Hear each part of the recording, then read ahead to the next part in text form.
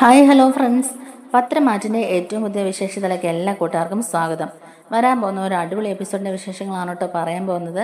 അങ്ങനെ നമ്മുടെ നവ്യ സത്യങ്ങളെല്ലാം അവസാനം തിരിച്ചറിയുകയാണ്. അതായത് ചന്തുമോളുടെ അച്ഛൻ അഭിയാണെന്നുള്ള കാര്യങ്ങളൊക്കെ കനകയിൽ നിന്ന് തന്നെ നമ്മുടെ നവ്യ തിരിച്ചറിയുകയാണ്. കനക പറയുന്ന കാര്യങ്ങളൊന്നും നവ്യ അത് പൂർണ്ണമായിട്ട് വിശ്വസിക്കുന്നൊന്നുമില്ല. എന്നാൽ പോലും നവ്യയുടെ മനസ്സിലും ചില സംശയങ്ങളൊക്കെ ഉണ്ടായിരുന്നു. ചിലപ്പോഴൊക്കെ അബിയും അബിയുടെ അമ്മയും ഒക്കെ അനന്തപുരിയിലുള്ളവരെല്ലാം പറയുന്നത് കേട്ട് തലതാഴ്ച നടക്കുന്നതും അവിടുത്തെ അടിമപ്പണി ചെയ്ത് നടക്കുന്നതൊക്കെ ഓർക്കുമ്പോഴേക്കും ഇതിൽ എന്തെങ്കിലും ഒരു കാര്യമുണ്ടോ എന്നൊക്കെയുള്ളത് നവ്യ സംശയിച്ചു പോവുകയാണ്. അവർ രണ്ടുപേരും എന്തോ ഒരു കാര്യത്തെ ഭയപ്പെടുന്നുണ്ടെന്നും അതുകൊണ്ടാണ് അവർ പറയുന്ന കാര്യങ്ങളെല്ലാം അപ്പാടെ കേട്ട് അവിടുത്തെ അടിമയെ പോലെ ജീവിക്കുന്നതെന്നൊക്കെയുള്ളത് നവ്യക്ക് നേരത്തെ മനസ്സിലായ കാര്യമാണ്. എന്നാൽ അത് പലതവണ അബിയോടും അബിയുടെ അമ്മയോടും ഒക്കെ ചോദിക്കുന്നുമുണ്ട്. നിങ്ങൾ എന്തിനാ ഇവിടെ കിടന്ന് ഇങ്ങനെ അടിമപ്പണി ചെയ്യുന്നത്, നിങ്ങൾക്ക് അതിൻ്റെ ആവശ്യമുണ്ടെന്നൊക്കെ തന്നെ നവ്യ ചോദിക്കുമ്പോൾ പോലും അബിയും ജലജയൊക്കെ ഓരോ കാരണങ്ങൾ പറഞ്ഞ് ഒഴിഞ്ഞു മാറുകയാണ് ചെയ്തുകൊണ്ടിരുന്നത്. അവസാനം ഇങ്ങനൊരു കാര്യം കനകയുടെ വായിൽ നിന്ന് തന്നെ നവ്യ അറിയുമ്പോഴേക്കും അത് വിശ്വസിക്കണോ വേണ്ടോ എന്നൊക്കെയുള്ളൊരു കൺഫ്യൂഷൻ ആവുന്നുണ്ട്. ഇങ്ങനെയുള്ള പരാമർശങ്ങളൊക്കെ എനിക്ക് കേൾക്കേണ്ടി വരുമെന്നൊക്കെ അബി നേരത്തെ നവ്യയോട് പറഞ്ഞിട്ടുണ്ടായിരുന്നല്ലോ. അതുകൊണ്ട് തന്നെ എല്ലാവരുടെയും വായടപ്പിക്കാനായിട്ട് നീ DNA ടെസ്റ്റ് ചെയ്യണം എന്നൊക്കെ തന്നെ അബിയോട് നവ്യ പറയുകയും ചെയ്യുന്നുണ്ട് കേട്ടോ. അബിക്കാണെങ്കിൽ അത് കേൾക്കുമ്പോൾ ഭയങ്കര ഷോക്കാവുന്നുണ്ട്. DNA ടെസ്റ്റ് ചെയ്താൽ ഉറപ്പായും ചന്തുമോളുടെ അച്ഛൻ ഞാനാന്നുള്ളത് അവൾ കണ്ടുപിടിക്കും. അവൾ കണ്ടുപിടിച്ചു കഴിഞ്ഞിട്ടുണ്ടെങ്കിൽ അവൾ എന്നെ എവിടെയിട്ട് പച്ചയ്ക്ക് കത്തിക്കും. അവളുടെ സ്വഭാവം അങ്ങനെയാ. പിന്നെ എൻ്റെ ജീവിതം തന്നെ തീർന്നു എന്നൊക്കെ ഇങ്ങനെ മനസ്സിൽ ആലോചിച്ചുകൊണ്ടിരിക്കുകയാണ്. എന്തായാലും DNA ടെസ്റ്റ് ചെയ്തതിന് ശേഷം റിസൾട്ട് കാണുമ്പോഴേക്കും നവ്യ ഞെട്ടിപ്പോകുന്നുണ്ട്. ചന്തുമോളുടെ അച്ഛൻ അബിയാണെന്നുള്ള സത്യം മനസ്സിലാക്കുമ്പോഴേക്കും നവ്യ ആകെ തകർന്നു പോവുകയാണ്. അവസാനം അനന്തപുരിയിൽ വെച്ച് അബിയെ വലിച്ചു കീറുന്നുണ്ട് നമ്മുടെ നവ്യ. ആ ഒരു എപ്പിസോഡിന്റെ വിശേഷങ്ങളിലേക്കാണ് കേട്ടോ നമ്മൾ പോകുന്നത്. അങ്ങനെ എം ജ്വല്ലറിയുടെ പുതിയ ബ്രാഞ്ചിന്റെ മാനേജറായിട്ട് അബി ജോയിൻ ചെയ്യാൻ പോവുകയാണല്ലോ. ഈ വിവരങ്ങളെല്ലാം തന്നെ നവ്യയും അബിയും കൂടെ ചേർന്നിട്ട് മുത്തശ്ശനോടും മുത്തശ്ശിയോടും ദേവയാനോടും ഒക്കെ ആയിട്ട് പറയുകയാണ്. ആ സമയത്ത് മുത്തശ്ശി അബിയെ കുറ്റപ്പെടുത്തി സംസാരിക്കുകയാണ്. നവ്യനെ മുൻനിർത്തിക്കൊണ്ട് അബി കളിക്കുന്ന കളികളാണെന്നൊക്കെയുള്ളത് അവർക്ക് മനസ്സിലാവുന്നുണ്ട്. എം ജ്വല്ലറിക്കാരെ പുതിയതായി തുടങ്ങാൻ പോകുന്ന ബ്രാഞ്ചിലെ മാനേജറായിട്ട് അബിക്കൊരു ജോലി തരപ്പെടുത്തിയിട്ടുണ്ടെന്നും അവൻ ഈ വരുന്ന 1-ാം തീയതി മുതൽ എം ജ്വല്ലറിൽ ജോയിൻ ചെയ്യാൻ പോകാന്നൊക്കെ നവ്യ ഒന്ന് പറയുമ്പോഴേക്കും മുത്തശ്ശി അബിയുടെ നേർക്ക് കിടന്ന് ചൂടാകുന്നുണ്ടെങ്കിലും മുത്തശ്ശിന് കാര്യങ്ങളൊക്കെ മനസ്സിലാവുകയാണ് കേട്ടോ. അബിയെപ്പോലെ ഒരുത്തന് ആ ജ്വല്ലറിയിൽ കാല് കുത്തിയിട്ടുണ്ടെങ്കിൽ ആ ജ്വല്ലറിയുടെ കാര്യം കട്ടപ്പോകയാകും. എന്തായാലും അതൊരു നല്ല കാര്യമാവും സുന്ദരെ. അവൻ എന്തായാലും ആ കമ്പനിയിൽ ജോയിൻ ചെയ്യട്ടെ എന്നൊക്കെ തന്നെ മുത്തശ്ശൻ പറയുന്നുണ്ട്. എന്നാൽ ആ കമ്പനി അധികം നാളൊന്നും മുന്നോട്ട് പോകുന്നില്ല എന്നും ഉടനെ തന്നെ കൂപ്പ് കുത്തു എന്നുള്ള കാര്യങ്ങളൊക്കെ മുത്തശ്ശൻ അറിയാം. അതുകൊണ്ടാണ് മുത്തശ്ശൻ അങ്ങനെ പറയുന്നതും. ഇവിടെ എല്ലാവരുടെയും മുമ്പിൽ ജയിച്ചു എന്നുള്ളൊരു മട്ടിലാണ് നമ്മുടെ നവ്യയും അബിയൊക്കെ നിൽക്കുന്നത്. നവ്യയുടെ ഭാഗത്തുനിന്ന് ഇങ്ങനെ ഒരു നീക്കം ഉണ്ടായെന്നും നവ്യ കാരണമാണ് അബിക്ക് എം ജ്വല്ലറിൽ ഒരു ജോലി കിട്ടിയെന്നൊക്കെ വിചാരിച്ചുകൊണ്ടാണ് കനക നവ്യനെ വിളിച്ച് സംസാരിക്കുന്നതും. ആ സമയത്ത് നവ്യ ഭയങ്കര അഹങ്കാരത്തോടെയും ധിക്കാരത്തോടെയും തന്നെയാണ് കേട്ടോ കനകയോടും സംസാരിക്കുന്നത്. കനക ആ സമയത്ത് തറവാട്ടിലെ കാര്യങ്ങളൊക്കെ പറയുകയാണ് കേട്ടോ. നീ അവിടെ ജോലിക്ക് പോയത് തന്നെ തെറ്റായിപ്പോയി. ശത്രുപക്ഷത്തുള്ള ഒരു ജോലിയറയിലേക്ക് നീ മോഡലായിട്ട് പോയത് തന്നെ തെറ്റാണ്. എന്നിട്ടും അവരുടെ മനസ്സ് അത്രത്തോളം നല്ലതായതുകൊണ്ടാണ് നിന്നെ ഇപ്പോഴും ആ വീട്ടിൽ തുടരാൻ അവർ സമ്മതിക്കുന്നത്. അതിൻ്റെ കൂട്ടത്തിൽ അബിക്കും കൂടി നീ അവളൊരു ജോലി തരപ്പെടുത്തി കൊടുത്തു എന്ന് കേട്ടു. അതെന്തായാലും വളരെ മോശമായി പോയെന്നൊക്കെ തന്നെ പറയാം കേട്ടോ. അപ്പം നവ്യ പറയുന്നുണ്ട്, അത് മോശമായി പോയെന്ന് എനിക്ക് തോന്നുന്നില്ല അമ്മേ. എൻ്റെ ഭർത്താവിന് ഒരു ജോലിയും പോലും ഇല്ലാതെ നടക്കാൻ തുടങ്ങിയിട്ട് എത്ര നാളായി. സ്വന്തമായി ഒരുപാട് ജ്വല്ലറി ഉണ്ടായിട്ടും എന്താ കാര്യം? അവിടെയൊന്നും ഒരു സ്റ്റാഫായിട്ട് പോലും അവനെ ആരും ഇരുത്തിയില്ലല്ലോ. സ്വന്തം കമ്പനിയിൽ ഒരു ജോലി കൊടുക്കാത്തതുകൊണ്ടല്ലേ വേറെ കമ്പനിയിലേക്ക് ജോലി അന്വേഷിച്ച് പോകേണ്ടി വന്നെന്നൊക്കെ തന്നെ നവ്യ ചോദിക്കുകയാണ് കേട്ടോ. ആ സമയത്ത് അബി അവിടെ കാണിച്ച കള്ളത്തരങ്ങളും കള്ളക്കെടുത്ത സ്വർണം കൊണ്ടുവന്ന് ജ്വല്ലറിക്ക് തന്നെ പേരുദോഷമാക്കിയ കാര്യങ്ങളെല്ലാം തന്നെ കനക പറയുന്നുണ്ടെങ്കിലും അതിനൊക്കെ മറുപടിയായിട്ട് നവ്യ ഉടനെ തന്നെ ആദർശിന്റെ കാര്യങ്ങളും എടുത്തിടുകയാണ്. അബി ചെയ്യുന്ന മാത്രമാണോ നിങ്ങൾക്ക് തെറ്റായിട്ട് തോന്നുന്നത്? അപ്പോൾ ആദർശ് ചെയ്യുന്നൊന്നും തെറ്റായിട്ട് തോന്നില്ലേ? അതിന് ചെയ്യുന്നൊന്നും തെറ്റായിട്ട് തോന്നുന്നില്ലേ എന്നൊക്കെ ചോദിച്ചുകൊണ്ട് തന്നെ ആദർശിനെ നയനെയൊക്കെ കുറ്റപ്പെടുത്തി തന്നെ സംസാരിക്കുകയാണ്. അനന്തപുരിയിലെ കാരണവർക്ക് ഇപ്പോഴാണ് ശരിക്കും ബോധോദയം ഉണ്ടായത്. ആദർശ് തീർന്നായി കൊച്ചുമാനെ തലയിലെടുത്ത് വെച്ചുകൊണ്ട് നടക്കുകയായിരുന്നു. കൊടുത്തപ്പോഴേക്കും അയാൾ നല്ല മുട്ട പണി തിരിച്ചു കൊടുത്തപ്പോഴേക്കും അയാളെ തറവാട്ടിൽ നിന്ന് പുറത്താക്കിയില്ലേ? അതുപോലെ തന്നെയുള്ളൂ. മുത്തശ്ശൻ്റെയും മുത്തശ്ശിയുടെയും ഒക്കെ സമ്മതത്തോടെ തന്നെ അബി എം ജ്വല്ലറിൽ ജോലിക്ക് പോകുന്നത്. അവർക്കില്ലാത്ത കുഴപ്പം എന്താ അമ്മയ്ക്കെന്നൊക്കെ തന്നെ നമ്മുടെ നവ്യ ചോദിക്കുകയാണേ. ആ സമയത്ത് കനക പറയുന്നുണ്ട്, അവർ അങ്ങനെ സമ്മതിക്കുന്നുണ്ടെങ്കിൽ അത് നിന്റെ നന്മയെ കരുതിയിട്ട് മാത്രമാണ്. നിന്നെ പല കാര്യങ്ങളും അറിയിക്കാതെയാണ് അവരിപ്പോഴും ഇരിക്കുന്നത്. അബിയുടെ ശരിക്കുള്ള സ്വഭാവം നിനക്ക് മനസ്സിലാകാഞ്ഞിട്ടാ. അവന്റെ കൂടെയാണ് നീ പൊറുക്കുന്നതെന്ന് പറഞ്ഞിട്ട് എന്താ കാര്യം? അവൻ ചെയ്യുന്ന എന്തെങ്കിലും നീ അറിയുന്നുണ്ടോടി എന്നൊക്കെ ചോദിക്കുകയാണേ. ആ സമയത്ത് നവ്യ കനകയുടെ നേരെയും പൊട്ടിത്തെറിക്കുന്നുണ്ട്. അവൻ എന്ത് ചെയ്തു എന്നാണ് നിങ്ങൾ പറയുന്നത്? ജ്വല്ലറിയിലായിരുന്ന സമയത്ത് കുറച്ച് തിരിമറിയൊക്കെ നടത്തിയിട്ടുണ്ട്. അതൊന്നും ഞാൻ ഇല്ലെന്ന് പറയുന്നില്ല. ആർക്കാണെങ്കിലും ഒരു തെറ്റൊക്കെ സംഭവിക്കുകയല്ലേ. എന്നും പറഞ്ഞ് ജീവിതകാലം മുഴുവൻ അവൻ അങ്ങനത്തെ ഒരു തെറ്റ് ചെയ്തു എന്നും പറഞ്ഞ് അവനെ ഇങ്ങനെ കുറ്റപ്പെടുത്തിക്കൊണ്ടിരിക്കേണ്ട കാര്യമുണ്ടോ? അങ്ങനെയാണെങ്കിൽ അയാളുടെ മൂത്ത കൊച്ചുമോൻ ഒരു തെറ്റും ചെയ്തിട്ടില്ലേ? ഒരു പെണ്ണിനെ സ്നേഹിച്ച് ചതിച്ച് അവൾക്കൊരു കുഞ്ഞിനെ ഉണ്ടാക്കി കൊടുത്തിട്ട് അവളെ ഇല്ലാതാക്കാൻ നോക്കിയ ആളല്ലേ അത് അല്ലേ? ആ അവളോട് പോലും മുത്തശ്ശൻ ക്ഷമിച്ചില്ലേ? എന്നിട്ടും എൻ്റെ അബിയോട് മാത്രം എന്തിനെങ്ങനെ ഇരട്ടത്താപ്പ് നയം കാണിക്കുന്നതൊക്കെയുള്ളത് ഞങ്ങൾക്ക് അറിയാം. അതുകൊണ്ടാണ് ഞങ്ങളുടെ കാര്യം ഞങ്ങൾ നോക്കിക്കോളാം എന്ന് പറഞ്ഞെന്നൊക്കെ പറയുകയാണ് നമ്മുടെ നവ്യ. അപ്പോഴും നവ്യ ഒരു പൊടിക്ക് പോലും അടങ്ങാതെ തന്നെ നിൽക്കുകയാണ് കേട്ടോ. നവ്യ പറയുന്നുണ്ട്, ഇനിയിപ്പോൾ ഞങ്ങളുടെ കാര്യം ഞങ്ങൾ നോക്കിക്കോളാം, ഞങ്ങൾ ആരും പുറകെ നടന്ന് ശല്യം ചെയ്യാതിരുന്നാൽ മതി. ജ്വല്ലറിയിൽ ഞങ്ങൾക്ക് രണ്ടുപേർക്കും ഇപ്പം നല്ലൊരു ജോലിയുണ്ട്, ഞങ്ങൾക്കും ജീവിക്കണം, ഞങ്ങളുടെ മോനെ ഞങ്ങൾക്ക് വളർത്തണം, അവനെ നല്ല രീതിയിൽ എത്തിക്കണം എന്നൊക്കെ തന്നെ പറയുകയാണ് നവ്യ. ആ സമയത്ത് കനക പറയുന്നുണ്ട്, നീ അത് എന്ത് വേണമെങ്കിലും ആയിക്കോ, അതൊന്നും വേണ്ടെന്ന് ഞങ്ങൾ പറയുന്നില്ല, പക്ഷേ അനന്തപുരി തറവാടിന് ദോഷമാകുന്ന രീതിയിൽ നിന്റെയോ അബിയുടെ ഭാഗത്തുനിന്ന് ഒന്നും ഉണ്ടാവാൻ പാടില്ല എന്ന് പറയാട്ടോ. ജലജയെ മൂർത്തി സാർ ദത്തെടുത്ത് വളർത്തിയതാണെങ്കിലും സ്വന്തം കൊച്ചുമക്കൾക്ക് കൊടുക്കുന്ന പോലെ തന്നെ എല്ലാ പരിഗണനയും എല്ലാ കാര്യം കൊടുത്തു തന്നെ അവനെ വളർത്തിയത്. പക്ഷേ അവനെ വളർത്തിയ അമ്മ ശരിയല്ലാതെ പോയി. ജലജ മര്യാദയ്ക്കായിരുന്നെങ്കിൽ ഒരിക്കലും അവനിങ്ങനെ വഴിപിടിച്ച് പോവില്ലായിരുന്നു. ജലജ ഓരോ കുത്തിത്തിരിപ്പുകൾ ഇങ്ങനെ പറഞ്ഞു കൊടുത്തുകൊണ്ടാണ് അവനിങ്ങനെ തലതിരിഞ്ഞു പോയെന്ന് തന്നെ കനക പറയുമ്പോഴേക്കും അത് കേൾക്കുമ്പോൾ നവ്യക്ക് ഭയങ്കര ദേഷ്യം വരികയാണ്. നവ്യ പറയുന്നുണ്ട്, അമ്മ ഇപ്പം എന്തിനാ എന്നെ ഇങ്ങോട്ടേക്ക് വിളിച്ചത്? അബിയുടെ അമ്മയുടെയും കുറ്റങ്ങൾ ഇങ്ങനെ പറഞ്ഞുകൊണ്ടിരിക്കാനാണോ? എനിക്കതൊന്നും കേൾക്കാൻ സമയമില്ല, ഞാൻ പോയേക്കുവാ എന്നൊക്കെ പറയുമ്പോഴേക്കും കനക പറയുന്നുണ്ട്, അവിടെ നിൽക്കി അങ്ങനെ അങ്ങ് പോകാൻ വരട്ടെ. അബി അത്ര നല്ലവനാണെന്ന് നീ വിചാരിക്കുന്നില്ലേ? ശരിക്കും പറഞ്ഞാൽ ആ വീട്ടിലെ കുറുക്കൻ അബി തന്നെയാണ്. നീ അറിയാത്ത പല രഹസ്യങ്ങളും ഉണ്ട്. അബിക്ക് ഇപ്പോഴും പല പെണ്ണുങ്ങളുമായിട്ട് കണക്ഷൻ ഉണ്ട്. അബി ഇപ്പോഴും പല പെമ്പിള്ളാരെയും വിളിച്ച് സംസാരിക്കുകയും മെസ്സേജ് അയക്കുകയും ഒക്കെ ചെയ്യുന്നുണ്ട്. നീ അവൻ്റെ ഫോണൊക്കെ ഒന്ന് എടുത്ത് സെർച്ച് ചെയ്ത് നോക്കണം എന്നൊക്കെ ഇങ്ങനെ കനക പറയുമ്പോഴേക്കും നവ്യ പറയുന്നുണ്ട്, അമ്മയ്ക്ക് വേറെ പണിയൊന്നുമില്ലേ? അമ്മ എന്താ CBI കളിച്ച് നടക്കുകയാണോ? എനിക്കതിനൊന്നും സമയമില്ല, അമ്മ വഴി മാറിക്കേ, എനിക്ക് പോകണമെന്നൊക്കെ പറയുകയാണ് കേട്ടോ നമ്മുടെ നവ്യ. അപ്പോഴേക്കും കനക പറയുന്നുണ്ട്, നിൽക്കി നവ്യ, നീ ഇത് എവിടെയാണ് ധൃതി വെച്ച് പോകുന്നത്? നിന്നോട് ഞാൻ പറയാൻ വന്ന കാര്യം ഇതുവരെ പറഞ്ഞില്ലല്ലോ എന്നിങ്ങനെ പറയുമ്പോഴേക്കും എന്താണെന്ന് വെച്ചാൽ അമ്മ ഒന്ന് വേഗം പറഞ്ഞ് തുലയ്ക്ക് എന്നിങ്ങനെ പറയുകയാണ്. ആ സമയത്ത് കനക പറയുന്നുണ്ട്, നവി, ഞാൻ നിന്നോടൊരു കാര്യം പറയാം. നീ അവരോടുള്ള വാശി ചേർക്കാനായിട്ട് ജ്വല്ലറിൽ നീ പോയി മോഡലായി ചേർന്നു. ആദ്യം എല്ലാവരും നിന്നെ ഉപദേശിച്ചു അങ്ങനെ ചെയ്യല്ലെന്നും പറഞ്ഞ്, എന്നിട്ട് നീ കേട്ടില്ല. അങ്ങനെ നിനക്കൊരു ജോലി ആവുകയാണെങ്കിൽ നീ അങ്ങ് പൊയ്ക്കോട്ടെ ഓർത്തു. പക്ഷേ അബിയുടെ കാര്യം അങ്ങനെയല്ല. അവൻ അനന്തപുരി തറവാട്ടിലെ കൊച്ചുമോനാണ്. അവനൊരിക്കലും ശത്രുവശത്തുള്ള ഒരു ജ്വല്ലറിയിൽ പോയി ജോലി ചെയ്യാൻ പാടില്ല. അത് അനന്തപുരി തറവാടിനും മൂർത്തിസ് ജ്വല്ലറിക്കും ഒക്കെ ഒരുപാട് മാനക്കേടും നഷ്ടമൊക്കെ ഉണ്ടാക്കും എന്നൊക്കെ പറയുക. അപ്പം നവ്യ പറയുന്നുണ്ട്, അതിനിപ്പോൾ ഞാൻ എന്ത് ചെയ്യണമെന്ന് അമ്മ പറയുന്നത്?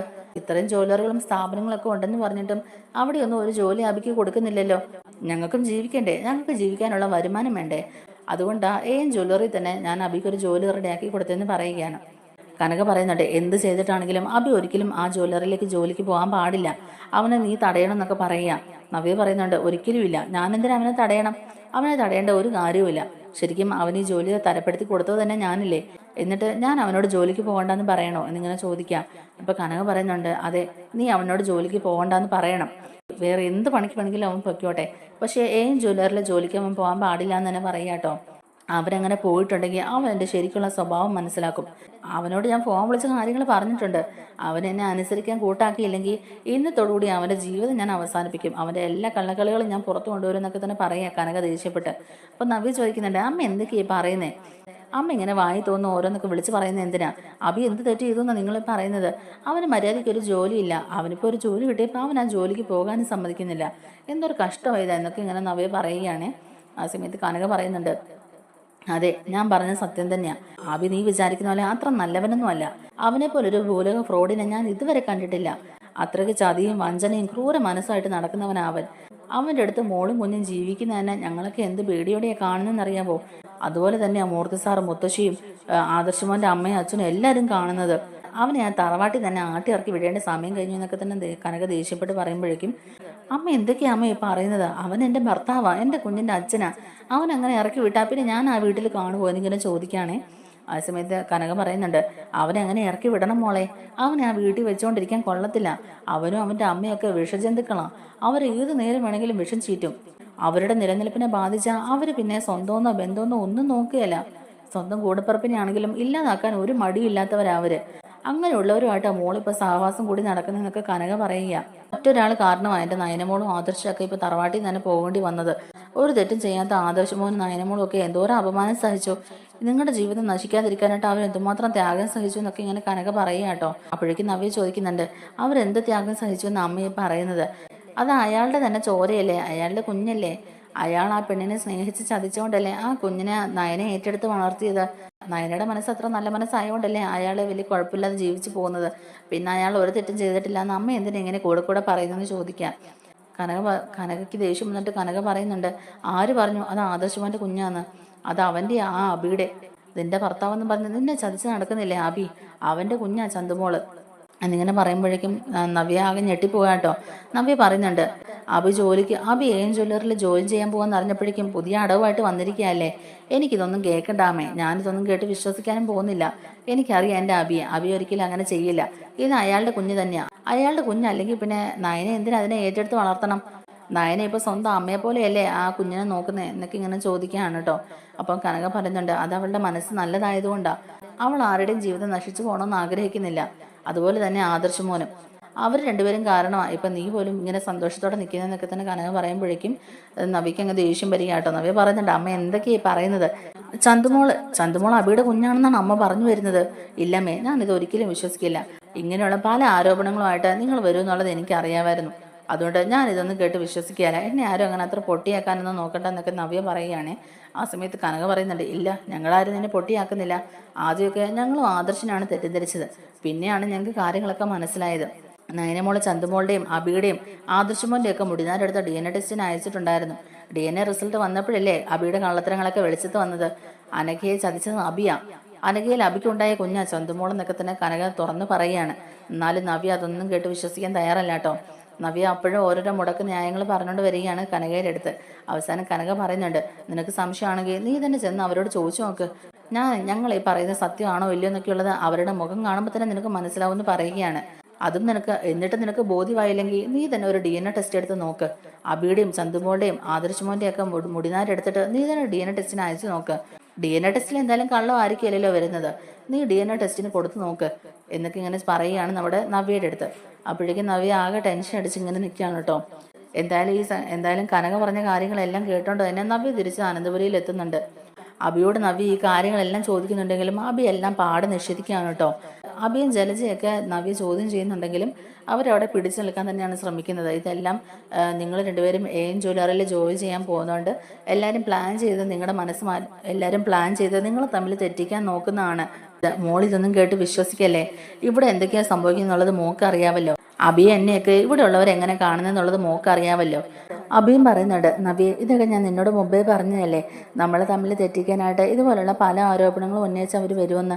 അപ്പോഴൊക്കെ എന്നെ സംശയിക്കാതെ എൻ്റെ കൂടെ തന്നെ നിൽക്കണമെന്ന് ഞാൻ നിന്നോട് പ്രത്യേകം പറഞ്ഞില്ലേ എന്നൊക്കെ തന്നെ അബി ചോദിക്കുകയാണ്. എന്നാലും നവ്യയുടെ മനസ്സിൽ പിന്നെയും സംശയങ്ങളുണ്ട് കേട്ടോ. കാരണം അബിയുടെ അമ്മയൊക്കെ മുമ്പൊന്നും ഇല്ലാത്ത പോലെ തന്നെ ഇവരെ ഭയന്നാണല്ലോ ഓരോരോ കാര്യങ്ങൾ ചെയ്യുന്നത്. അടുക്കള പണിയും അടിമപ്പണിയും സാധനങ്ങൾ മേടിക്കാൻ പോകുന്നതും അങ്ങനെ എല്ലാം ഇവർ ചെയ്യുന്നുണ്ടെങ്കിൽ അതിനൊക്കെ പിന്നിൽ എന്തോ ഒരു കാരണമുണ്ടെന്നുള്ളത് നവ്യയ്ക്ക് നേരത്തെ തന്നെ സംശയം ഉണ്ടായിരുന്നു. പിന്നെ ആ ഒരു സംശയങ്ങൾ ഇങ്ങനെ മനസ്സിൽ കിടക്കുമ്പോഴാണ് കനക ഇപ്പം ഇതുപോലെ ഒരു കാര്യവും പറഞ്ഞത്. അത് മാത്രമല്ല, അതിനു മുമ്പും ഈ തറവാട്ടിൽ പലരും പറഞ്ഞിട്ടുണ്ടല്ലോ, സത്യങ്ങളെല്ലാവരും മൂടി മറച്ചു വെച്ച് നടക്കുന്നത് പലരുടെയും ജീവിതം ഇവിടെ പോകണ്ടെന്ന് ഓർത്തിട്ട് മാത്രമാണ്. അപ്പോൾ ആ ഒരു കാര്യങ്ങളൊക്കെ ഓർത്ത് തന്നെ നവ്യ ആകെ ഇങ്ങനെ ടെൻഷൻ അടിച്ച് റൂമിലിരിക്കുകയാണ് കേട്ടോ. അബി ഇടയ്ക്കിടയ്ക്ക് വന്ന് നവ്യയോട് ഓരോരോ കാര്യങ്ങൾ സംസാരിച്ച് നവ്യയുടെ മൈൻഡ് മാറ്റാനൊക്കെ നോക്കുന്നുണ്ടെങ്കിലും നവ്യയുടെ മനസ്സിൽ നിന്ന് അതൊന്നും തന്നെ മാഞ്ഞു പോകുന്നില്ല. ഇതിനിടയിൽ അനഘയെ കാണാനായിട്ട് നവ്യ പോവുകയും ചെയ്യുന്നുണ്ട്. അനഘയുടെ സിറ്റുവേഷൻ ഇപ്പോൾ കുറച്ച് ബെറ്റർ ആയിട്ടുണ്ട് കേട്ടോ. അതുകൊണ്ട് തന്നെ കൂടെ നിൽക്കുന്ന ജോലിക്കാരി സ്ത്രീ പറയുന്നുണ്ട്, ഇപ്പം അനഘമ്മളുടെ കണ്ടീഷൻ ഇപ്പോൾ ഇച്ചിരി ബെറ്റർ ആയിട്ടുണ്ട്. നേരത്തെ കൂടെ മോളുടെ ഭർത്താവ് അബി ഇവിടെ വരുമായിരുന്നു. മോളുടെ ഭർത്താവിനെ കാണുമ്പോഴേക്കും ഈ കുട്ടി ഇത്രയും വയലൻ്റ് ആകുന്നത്. അന്നേരം ഈ കുട്ടിയുടെ കണ്ണീർ ധാരധാരയായിട്ട് ഒഴുകും എന്നൊക്കെ ഇങ്ങനെ പറയുന്നത് കേൾക്കുമ്പോഴേക്കും നവ്യ ആകെ പെട്ടുപോയൊരവസ്ഥയിൽ ഇങ്ങനെ നിൽക്കുകയാണ് കേട്ടോ. എന്ത് ചെയ്യണം എന്ത് ചെയ്യണ്ട, ഇനിയിപ്പം എല്ലാവരും പറയുന്നത് സത്യമാണോ, ചന്തുമോളുടെ അച്ഛൻ അബി തന്നെയാണോ എന്നൊക്കെ ഇങ്ങനെ ഓർത്ത് വിഷമിച്ച് നിൽക്കുകയാണ്. അവസാനം രണ്ടും കൽപ്പിച്ച് നവ്യ DNA ടെസ്റ്റിന് കൊടുക്കാനായിട്ട് തന്നെ തീരുമാനിക്കുകയാണ്. അങ്ങനെ ചന്തുമോളുടെ മുടിയും ആദർശേട്ടൻ്റെ മുടിയും അബിയുടെ മുടിനാരൊക്കെ എടുത്തിട്ട് തന്നെ നവ്യയ്ക്ക് പരിചയമുള്ള ഒരു സുഹൃത്തിൻ്റെ കയ്യിൽ DNA ടെസ്റ്റിനായിട്ട് കൊടുക്കുകയാണ്. അങ്ങനെ 3 ദിവസമെങ്കിലും എടുത്തു ആ DNA ടെസ്റ്റിൻ്റെ റിസൾട്ട് നവ്യയുടെ കയ്യിൽ കിട്ടാനായിട്ട്. DNA ടെസ്റ്റിൻ്റെ റിസൾട്ട് കിട്ടിയ പാടെ നവ്യ അങ്ങ് ആകെ ഷോക്കായി നിൽക്കുകയാണ് കേട്ടോ. അങ്ങ് തളർന്നു പോവുകയാണ് നവ്യ. താൻ ഇത്രയും നാളും ചതിക്കപ്പെടുകയായിരുന്നല്ലോ എന്നോർത്തുകൊണ്ട് നവ്യ ആകെ അങ്ങ് തകർന്നു പോവുകയാണ്. അമ്മ പറഞ്ഞു നിൽക്കുക സത്യമായിരുന്നു എന്നും ചന്തുമോളുടെ അച്ഛൻ അബിയാണെന്നുള്ള കാര്യങ്ങൾ നവ്യ ആ സമയത്തിൽ തിരിച്ചറിയുകയാണ്. നവ്യയുടെ എല്ലാ നിയന്ത്രണവും കൈവിട്ടു പോയിരുന്നു. നവ്യ ദേഷ്യപ്പെട്ട് തന്നെ തിരിച്ച് അനന്തപുരിലേക്ക് എത്തുകയാണ് കേട്ടോ. അബിയും ജലജയൊക്കെ കൂടെ എല്ലാവരുടെ മുമ്പിൽ വിളിച്ചു വരുത്തി ചോദ്യം ചെയ്യുകയാണ് നവ്യ. അവസാനം നവ്യയുടെ ചോദ്യങ്ങൾക്ക് മുമ്പിൽ അഭിയും ജലജയും കുറ്റസമ്മതം തന്നെ നടത്തുകയാണ്. ഇനിയൊരു രക്ഷയില്ല, നവ്യ എല്ലാ സത്യങ്ങളും മനസ്സിലാക്കി എന്നൊക്കെ വിചാരിച്ചുകൊണ്ട് തന്നെ അവരിങ്ങനെ പതറി നിൽക്കുകയാണ്. ദേവയാനിയും മുത്തശ്ശനും മുത്തശ്ശിയും അതുപോലെ അജയനും ജയനും എല്ലാവരും ഉണ്ട് അവിടെ. എല്ലാവരുടെ മുമ്പിൽ ആകെ നാണം കെട്ട് തല കുനിച്ച് നിൽക്കുകയാണ്. നവ്യ പറയുന്നുണ്ട്, എന്തുകൊണ്ട് നിങ്ങൾ എന്നെ ഈ കാര്യം നേരത്തെ അറിയിച്ചില്ല? എന്നോട് നേരത്തെ നിങ്ങൾ ഇതൊക്കെ പറയേണ്ടതല്ലായിരുന്നോ? ഇവനെ ഞാൻ വെട്ടി കൊന്നേനല്ലോ എന്നൊക്കെ നവ്യ ഇങ്ങനെ ദേഷ്യപ്പെട്ട് പറയുകയാണ്. ആ സമയത്ത് മുത്തശ്ശൻ പറയുന്നുണ്ട്, മോളെ, നീ അബിയെ വിശ്വസിച്ചില്ലേ അവൻ്റെ കൂടെ ജീവിച്ചുകൊണ്ടിരുന്നത്? നിന്റെ ജീവിതം തകർക്കട്ടെ നോർത്തിട്ടാണ് ഞങ്ങൾ ഈ കാര്യങ്ങളൊക്കെ മറച്ചു വെച്ചത്. തന്നെയുമല്ല, നീ ആ പൊടിക്കുഞ്ഞിനെയും കൊണ്ട് ഇവിടെ വന്നു കയറിയ അന്നാ ഞങ്ങൾ ഈ സത്യങ്ങളൊക്കെ മനസ്സിലാക്കിയത്. അന്നു മുതൽ അവൻ നിന്റെ മുമ്പിൽ നാടകം കളിച്ചുകൊണ്ടിരിക്കുകയായിരുന്നു. അവൻ മാത്രമല്ല, അവൻ്റെ അമ്മയും. ആദ്യം ഈ സത്യം ആദർശൻ നായനും ഞാനും വസുന്ധരയും മാത്രമേ അറിഞ്ഞിട്ടുള്ളായിരുന്നു. പിന്നെയാണ് ഈ സത്യങ്ങൾ എല്ലാവരും അറിഞ്ഞത്. ഇപ്പോഴും ഈ വീട്ടിൽ ഈ സത്യം അറിയാത്ത 1-2 പേർ കൂടിയുണ്ട്. ബാക്കി എല്ലാവർക്കും ഈ സത്യങ്ങൾ അറിയാം. അതൊക്കെ പലപ്പോഴും പല സാഹചര്യത്തിലും അവരെ അടക്കി നിർത്താൻ വേണ്ടിയിട്ട് പറഞ്ഞു പോയതാണ്. കുറച്ചു നാൾ മുമ്പാണ് ജലജയും ഈ സത്യങ്ങളൊക്കെ മനസ്സിലാക്കിയത്. അതിൽ പിന്നാണ് ദേവേനെ പറയുന്ന എല്ലാ കാര്യങ്ങളും അവരനുസരിക്കാനൊക്കെ തുടങ്ങിയെന്നൊക്കെ തന്നെ മുത്തശ്ശൻ പറയുകയാണ് കേട്ടോ. അങ്ങനെ നവ്യ താൻ ചെയ്തു പോയത് വലിയൊരു തെറ്റാണെന്നും താൻ ഒരിക്കലും ഇങ്ങനൊന്നും ചെയ്യാൻ പാടില്ലായിരുന്നു എന്നൊക്കെ വിചാരിച്ചുകൊണ്ട് തന്നെ മുത്തശ്ശനോടും അതുപോലെ മുത്തശ്ശിയോടും ദേവയാനോടും അജയനോടും ജയനോടും എല്ലാവരോടും മാപ്പ് ചോദിക്കുകയാണ്. അതുപോലെ തന്നെ ഇത്ര നാളും ചതിക്കുകയായിരുന്നു, പറഞ്ഞു പറ്റിക്കുകയായിരുന്നു, എൻ്റെ ജീവിതം തന്നെ ഇല്ലാതാക്കിയ ചതിയനാണ് നീ എന്നൊക്കെ പറഞ്ഞുകൊണ്ട് തന്നെ അബിയുടെ 2 കരണത്തും മാറി മാറി അടിക്കുകയും ചെയ്യുകയാണ് നമ്മുടെ നവ്യ കേട്ടോ. ആരും നവ്യനെ തടഞ്ഞുമില്ല. എല്ലാ സത്യങ്ങളും മനസ്സിലാക്കിയ ശേഷം നവ്യ പറയുന്നുണ്ട്, നിന്നെ ഞാൻ വെറുതെ വിടില്ലടാ, നിനക്കെതിരെ ഞാൻ കേസ് കൊടുക്കും, നിന്നെ ഞാൻ ജയിലിൽ കയറ്റും, നീ ഇനി ജയിലിൽ കിടന്നാൽ മതി. എന്നെ മാത്രമല്ല, എന്നെ പോലുള്ള എത്ര പെൺകുട്ടികളുടെ ജീവിതമാണ് നീ ഇല്ലാതാക്കിയേ, ഇനിയുള്ള കാലം നീ ജയിലിൽ കിടന്നാൽ മതി എന്നൊക്കെ പറഞ്ഞുകൊണ്ട് നവ്യ അബിക്കെതിരെ കേസ് കൊടുക്കാനുള്ള തയ്യാറെടുപ്പിലാണ് കേട്ടോ. അങ്ങനെ എല്ലാ സത്യങ്ങളും നവ്യ തിരിച്ചറിഞ്ഞിരിക്കുകയാണ്. അബിയുടെ കാര്യം കട്ടപ്പോവുകയാണ് കേട്ടോ. അബിയുടെ കഥ കഴിഞ്ഞു തന്നെ പറയാം. നവ്യ തലങ്ങും വിലങ്ങും അബിയെ ആക്രമിച്ചുകൊണ്ട് തന്നെ ഇരിക്കുകയാണ്. അങ്ങനെ എല്ലാം നഷ്ടപ്പെട്ട് കുഞ്ഞിനെയും എടുത്തുകൊണ്ട് തറവാട്ടിൽ നിന്ന് ഇറങ്ങാൻ തുനിയുന്ന നവ്യ മുത്തശ്ശൻ തടയുകയും അതിന് പകരം ഈ തറവാട്ടിൽ നിന്ന് പോകേണ്ടത് മോളല്ല, ഇവൻ്റെ അമ്മയുമാണ് എന്നും പറഞ്ഞുകൊണ്ട് തന്നെ അബിയും ജലജയും കഴുത്തിന് പിടിച്ച് പുറത്തു കളയുകയും ചെയ്യുന്നുണ്ട് മുത്തശ്ശൻ. അപ്പോഴും പ്രതികാര ബുദ്ധിയിൽ തന്നെയാണ് അബിയും ജലജയൊക്കെ. ഇതിനൊക്കെ നിങ്ങൾ അനുഭവിക്കേണ്ടി വരും എന്നൊക്കെ പറഞ്ഞ് അവരെ ശപിച്ചുകൊണ്ടാണ് അവരവിടെ നിൽക്കുന്നതും. എന്നാൽ തൻ്റെ കൺമുമ്പിൽ തന്നെ സ്വന്തം അമ്മേനെയും അതുപോലെ ചേട്ടനെയൊക്കെ തറവാട്ടിൽ നിന്ന് അടിച്ച് പുറത്താക്കുന്ന രംഗങ്ങളൊക്കെ കണ്ട് അവന്തിക ആകെ ഇങ്ങനെ സങ്കടപ്പെട്ട് തന്നെ നിൽക്കുകയാണ് കേട്ടോ. അവന്തിക ഉടനെ തന്നെ നാഗേന്ദ്രനെ വിളിച്ചിട്ട് കാര്യങ്ങളൊക്കെ പറയുകയും ചെയ്യുന്നുണ്ട്. അബിയെ തറവാട്ടിൽ നിന്ന് ഇറക്കി വിട്ടെന്നോർത്ത് മോളെ വിഷമിക്കേണ്ട, അവനെ എം ജ്വല്ലറിയുടെ MDയുടെ മകനാ, അവൻ ഒരിക്കലും അങ്ങനെ തകർന്നു പോകില്ല. അവന് വേണ്ട എല്ലാ കാര്യങ്ങളും ഞാൻ തന്നെ ചെയ്തു കൊടുത്തോളാം, മോൾ അതൊന്നും ഓർത്ത് വിഷമിക്കേണ്ട എന്നൊക്കെ തന്നെ നമ്മുടെ നാഗേന്ദ്രൻ അവന്തികയോട് പറയുകയാണ് കേട്ടോ. എം ജ്വല്ലറി തന്നെ തകർന്നടിയാൻ പോകുന്നുള്ളത് ഇവർ മനസ്സിലാക്കുന്നില്ല. എം ജ്വല്ലറി ഇനി അധികം നാളെ ഒന്നും നിൽക്കാൻ പോകുന്നില്ല. എന്തായാലും അധികം വൈകാതെ തന്നെ തകർന്നടിയാൻ പോവുകയാണ് എം ജ്വല്ലറി. അതൊന്നും മനസ്സിലാക്കാതെ ഇപ്പോഴും അഹങ്കാരത്തിന് കൊടുമുടിയിലേറി നിൽക്കുകയാണ് അവന്തികയും നാഗേന്ദ്രനും അബിയും ജലജയൊക്കെ. അപ്പോൾ നമ്മുടെ ഈ വീഡിയോ ഇഷ്ടമായിട്ടുണ്ടെങ്കിൽ ഒന്ന് ലൈക്ക് ചെയ്യാനും നമ്മുടെ ചാനലിലൂടെ ഒന്ന് സബ്സ്ക്രൈബ് ചെയ്ത് സപ്പോർട്ട് ചെയ്യാനും മറക്കല്ലേ. താങ്ക്